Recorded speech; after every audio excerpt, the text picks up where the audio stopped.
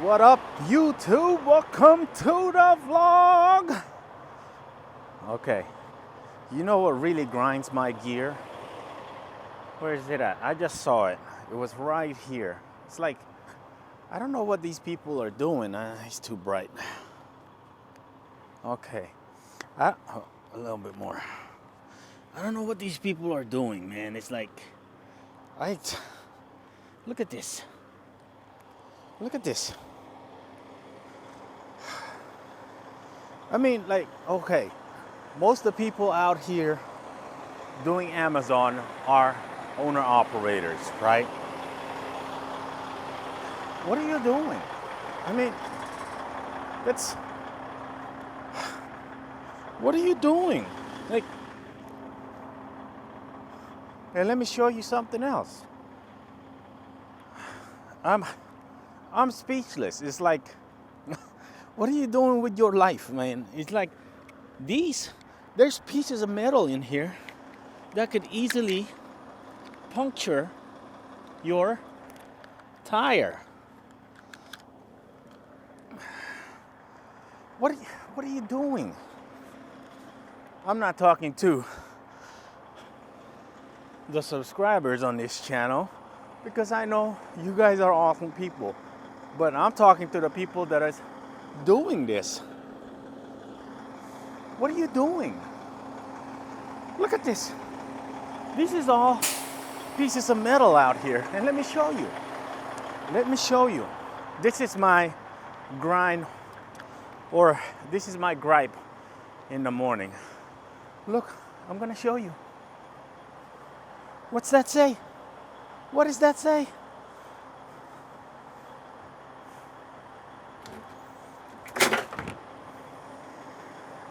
Let's go to work. I'm sorry for starting the vlog like that. Anyway, this is block 10, and look, what is going on with our morning this morning? Why is this axle slid this far off? All right, we're gonna stay positive. We're gonna stay positive. This is empty carts. It's actually very, very small amount of carts.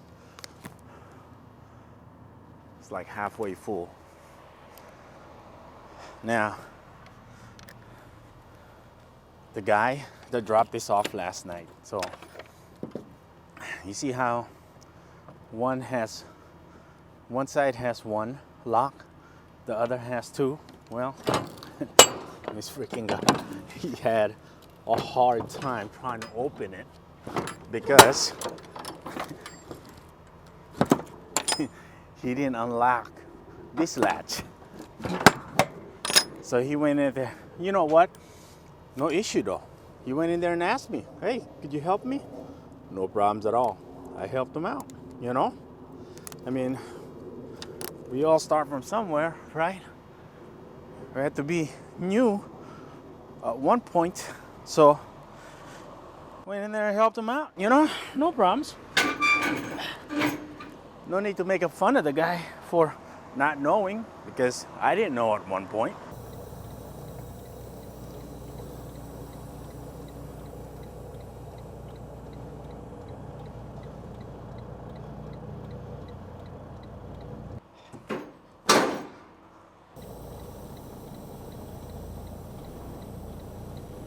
Make sure your tandems are always locked or else oh man, there's water on there, or else you're gonna have a situation that you don't want to be at. Also, make sure that the locks do latch. I don't know if the camera can see it, but right there, that's the lock button. Make sure they latch too, because as soon as you hit that brake, those tandems are gonna stay. That trailer is gonna fly. And you're gonna have something that looks like this. Well, we are in a Swift trailer. Could we drive like a Swift? I apologize if we have a Swift driver watching this channel. That's not my intent to offend you or make fun of you. The way I see Swift is that it's so big, therefore the margin of error is a lot higher. Anyway, one thing I learned on my quest of my research in being an owner operator is that number one, you have to save for a rainy day, pun intended. The reason why I'm saying this is because looking at the rates right now, oh my goodness. Running a trucking business, number one, you have to know your biggest cost, your biggest overhead, which is fuel. Now, you have to know, for me at least, it's easier for me to set a rate of what I want to do or how much I want to charge a broker or a customer based on, and I base that off how much it costs me to move this truck per mile. And that varies from truck to truck. If your truck is doing 8 miles to the gallon, it'll be better. You know what I mean? So this truck, we're just gonna go ahead and calculate at 6 miles to the gallon, and this truck costs me at a current rate $3.92 out here in the Spokane area. $3.92 to the gallon costs me 65 cents to move this truck for every mile. Let that sink in. 65 cents for every mile. So how do I calculate my operating costs as far as fuel? Well, that's really easy. So whatever the national average is on your fuel, the area of your operation, let's just say $4, you put $4 and then you divide $6 to that. MPG to that. So mine is $6, 6 gallons.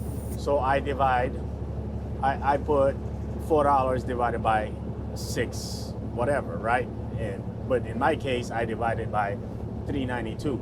392 divided by 6, which I got 65. So it cost me 65 cents for every mile that I move this truck. It's only in fuel. I do that because that's the biggest cost that I have running this truck. So all the other stuff that you got to add on there, that's a little bit more complicated to add on because it's just so many numbers and it's so little, but it adds up though. Towards the end, it adds up. Let's say we are currently in Fontana and we want to take a load that goes into the Salt Lake area. Usually those are pretty good rates. I think those usually average around $4 to the mile. And really, you want to take them, man, you son of a gun. God, no. Really, you want to take those nothing less than $4 to the mile, because a good percentage of the time, you are gonna deadhead out of Salt Lake City. There's not a lot of freight coming out of Salt Lake. And when you do find something that is worth taking out of there, you got really, really lucky. But you got to remember now, you got to factor in time. Time also factors into how you want to set your rate or how you want to take loads and set your rate or whatever, right? There are times that you got to take a load that is like not ideal, but at the same time, it saves you money, you know? So what you do or how you make that out to be at the end is you charge more going into that area. Oh my goodness, the weather turned bad real fast on us. Look at that. We got snow up in here. But the temperature is too high for it to stick or to be any of a worry. So let's take a look at some loads on the DAT board right now. I'm talking like right now. So let's refresh my screen. I know it looks like I'm being unsafe, but I really am not. So let's look at this one. It's by Alan Lund. It's 40,000 pounds. Now, Alan Lund, it's an okay, and it's somewhat reputable. And they have an okay review, and their credit score is okay, and their days to pay is not too bad. It's about average, you know. So this one is one pick, one drop, and that picks up today on the 3rd. And look at the 30-day average on this. Now, don't always believe that 30-day average. That 30-day average is for you to see what has been going on for the past 30 days or whatever, right? But that's not necessarily what it would cost to move that freight from one point to the next. So maybe the freight was higher last month, you know, in the last 3 weeks. But this week, prime example, this week, if I bet you if I look at how much freight coming out of California compared to how much freight is coming in, I bet you it's a lot less right now. So when that happens, when there's a lot less freight coming out, you'll have a lot of freight coming in. You'll have a lot of trucks on standby that wanting to get out of California, but there's not enough freight coming out. Therefore, the rates are going to be lower and they're going to be crappy. And that's what we have right now. These guys are $2,000 going into Salt Lake. I would not go into Salt Lake for less than $2,800. Not coming from California. No way, Jose. Even last year, I would not have done that. In today's gas prices, oh man, you better move that up to about 3,200. And that's why, look at that, 3,021 is your 30-day average. Now let's look at another one right here. Victorville, California to Ogden, Utah. This one, they're offering it for $2,000. Now I know the offer is not written in stone. You can negotiate that. Now, let's look at it this way, right? This is how I look at things. If they're offering $2,000 and your 30-day average is $2,800, you think they can even get close to $2,800? Probably not. That's why I would look at that. And they're showing an offering on that. Let's go back on the DAT load board, and let's see. There's a lot of these. They're not going to show prices, and there's some that are going to show prices, and they're $1,500. We're not even going to waste your time on that. So we're not even going to look at that and waste your time. Let's get back into these guys. Now, we shouldn't be wasting our time with these guys as well, because their credit score is 79 and their days to pay is 50 stinking days. We shouldn't be wasting our time. It's just that I'm showing you this because I'm showing you what the market is doing, how the market is behaving. This is how I look at things, you know. Numbers is everything. Statistics is everything. That's how I look at things. So the reason why I'm rambling on about rates and the DAT board and everything is because I try to stay proactive. Even though we still have like a week and a half of these contracts up here in the Washington area, and they're more than likely going to take a break after, is I'm still looking at the load board and trying to see what the market is doing. Oh, by the way, that stinking GoPro quit on me again. Man, if you ever think about buying a GoPro for, like, if you're going to use it heavily, don't buy a GoPro. And that's why I said you have to always have your rainy days, right? Rainy days is that when you get into situations like this, that the market is kind of crappy right now. It's just because freight is probably slow. I have not looked at the DAT numbers on in and out of freight yet, but I can guarantee you there's not a lot of freight coming in. So that's why the rates are the way they are right now. And a lot of these predatory brokers, they will take advantage of that, and they look at that. And Amazon is doing the same thing. Amazon is actually looking pretty horribly right now, all across the board. You know, it's like there's not even the their spot market, like, you know, like the pop-up spot market, they're not even that great.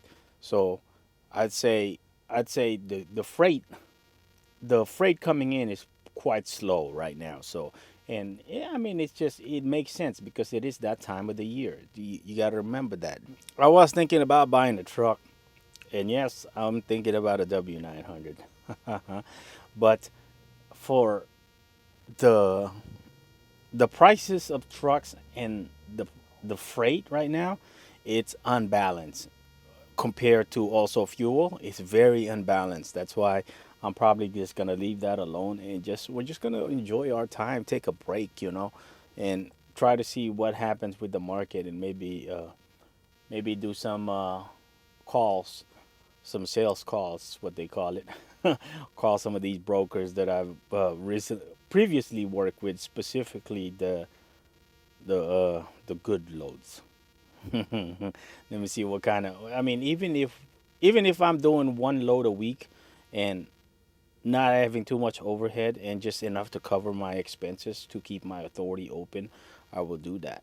You know, and work a day and a half, 2 days or whatever out of the week just to cover your expenses as far as like your authority, insurance, and everything. So I'd be happy with that. And that, ladies and gentlemen, that is the end of the block. Numbers here or here, wherever there's room. I tell you what, we'll make room like that. There we go. Numbers here. That's the end of the day. That's the end of the block. Good block. A little bit heavy this time though. We came out of Spokane for like 22,000 pounds, which is weird, really weird because like I've never come out of Spokane more than like 10,000 pounds. So I'd say that's the heaviest one we've done so far. But overall, these numbers still gonna be fairly pretty close. The only thing is like it seems like Amazon knew that the fuel was gonna go up. That's why they increased the rates of the blocks. I don't know. It seemed like they knew about a month and a half ago that the fuel was gonna go up. So all that extra money what we made, my goodness. So last week our fuel out here, we were getting it after the discount at 382, I believe. Yeah, 382. I just got done fueling. After our discount, 409. Oof, that's rough. That's real rough. Get ready, ladies and gentlemen. It's gonna get even more roughed. Man, it's gonna be a really bumpy ride. But other than that, man, I'm glad that we got these contracts because, man, without these contracts, I don't know. I don't even know if I feel like pulling anything within the $3 range. Oof, man. Because let's say you're in a hot market, you pull $4 range. Coming back to the hot market, it's not gonna be that easy, and it's not gonna be that good of a rate. I don't know. I hard to tell. Hard to tell. I know it's that time of the year, but it really is hard to tell. It's everything is so unbalanced right now. It's like for some reason it's just something's not right. So we'll see, I guess. But until next time, we will see you guys in the next video.